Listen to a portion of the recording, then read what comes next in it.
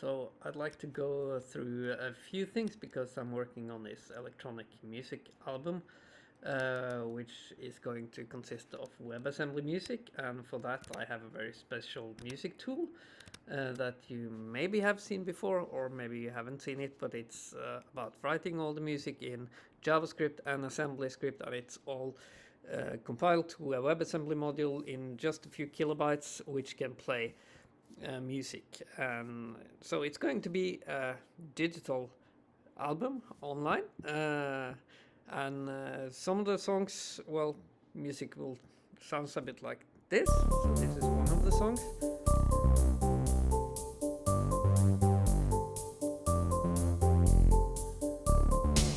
And for making this album, okay, it will not play through this tool, but this is the tool I'm using for creating the music. And while I'm creating it, I have to create some functionality for switching between songs, because ultimately I'm going to export WebAssembly modules from this to generate this wasm file that I'm going to publish. But I'd like also to be able to switch songs when I'm working on this. So I just made this little thing here because all of the songs are in a Git repository, and which is stores all the files in the browser. It can also sync with a server. So, but here are the songs, so I can switch to another song like this and play it. And I can also wrong button. I can switch to, let's take another one like this, for example, and just.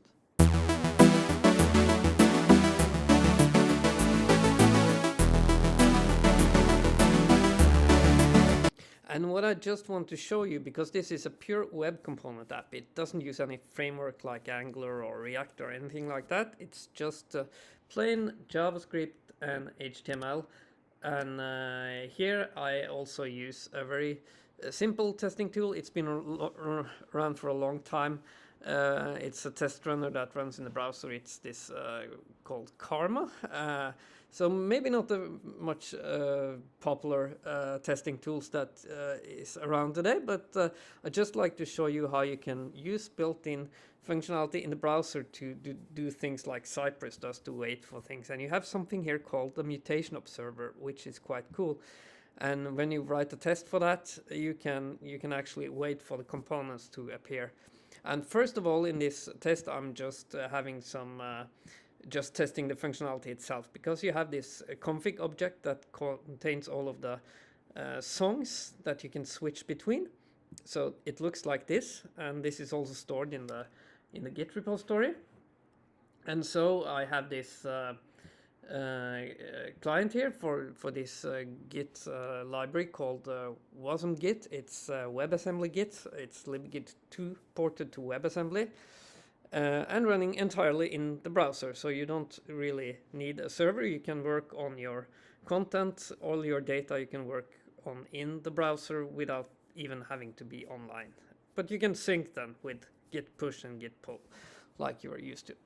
So, here first of all I'm just testing the functionality here by changing the song, and I'm getting the content config back, and I just assert that okay, I have the song that I want to switch to, and I also want to be able to list the songs that I have in the config, and I want to make sure that okay, after I switched the song, and just make sure that the names are as they should be according to the config up here.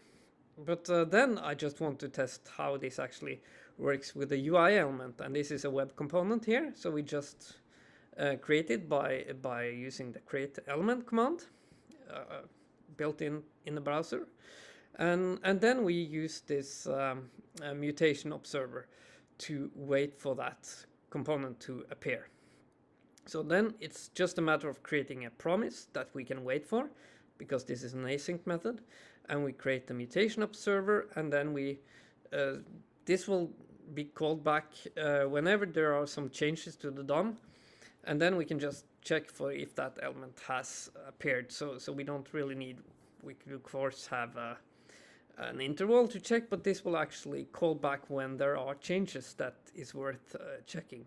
And finally, when we see that button, we will resolve and then we will start to click it. We will switch the song and also wait for this song select to appear. So I can maybe just show that to you by running the test. So I will just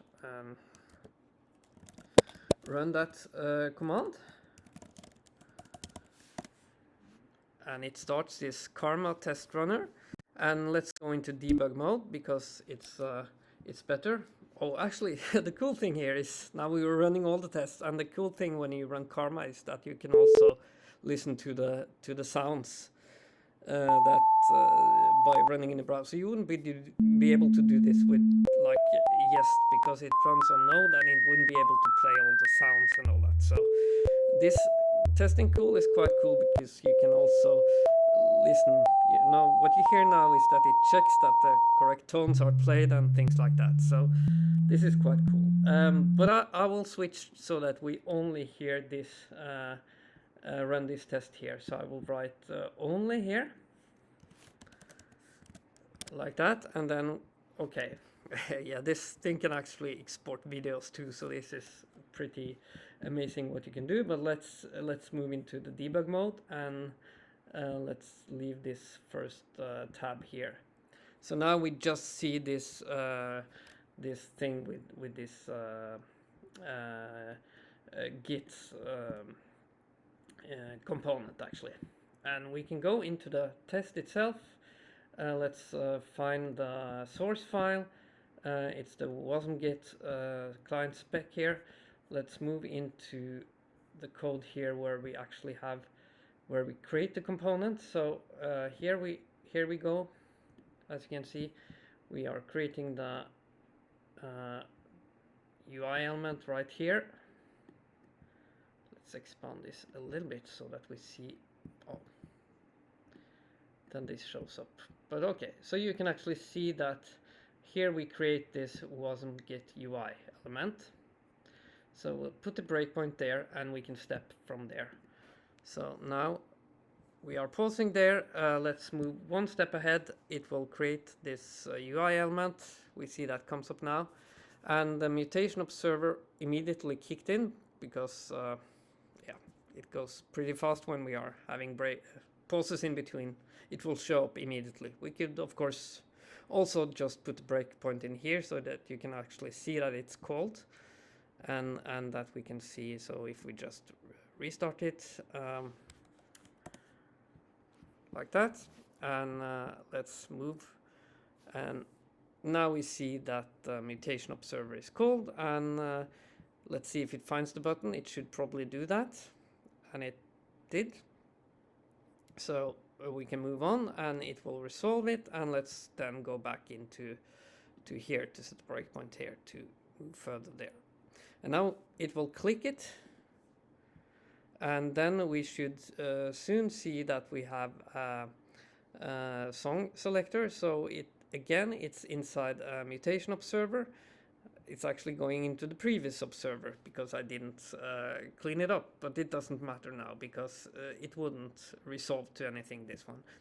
So, but now we're interested in what happens in this next observer here, where we will actually see this model showing up. So let's just wait for that one. And now we see that comes up, and okay, it will actually expect now to see this song select element that we have here, and we can see that it finds it and it will resolve to that one, and then it will go further on, and let's just see what happens. We will get the options, and now we are just expecting it to be the first number 1 here, and yeah, like that. And the next thing is that we will actually select some new. If I'm not mistaken, we will select down here. We will actually click this OK button. We will set item 2 to selected, So let's do that. It will select the next song called Good Times. And now we will just wait for, because now we are actually calling back, and now we're not waiting for a UI element, we are waiting for this Git repository file contents to change. So let's see. We are waiting for the config to be modified, and okay, it goes into this previous observer, but let's go back here again and to this loop and see now that we have a change. So just wait for the new song file name to be the actual one. So, and now we got it. So now it's changed, and we can also, just for fun, go into the Git repository, which you can see here behind the scenes. It should be in the indexed DB.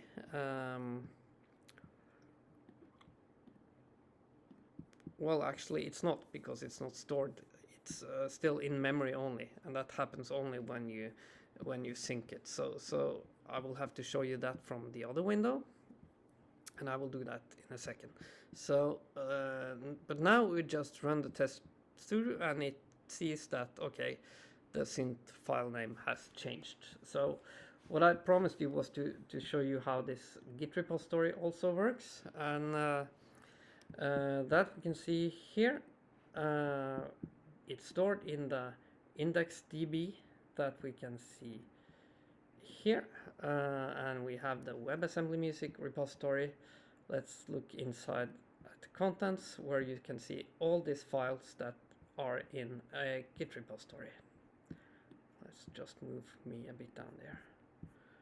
So that's it, and so it's kind of a web file system in memory, and also persisted to IndexedDB when kind of any operation, saving operation or things like that. And this Git server that I'm able to sync with here, it's well, we can see here, if I click this commit and sync button, it will of course show, well, the reason for this not running is that the test server is running, so I will have to go back to the server for this web application, and now I should be able to see here. And when I click the commit and sync button, you see the changes that are there. And this thing, what is just changed now is this config file that this test was also modifying. It happens when I change the song, so that you can see now. And then it's switched to this site here, where you actually have a server that you can use for this web application. So that's it. Briefly about how I'm going to create music for this album, and how I'm working with it. Created this song selection, switching, and using the MutationObserver for testing it. So yeah, that's it. So thank you for watching.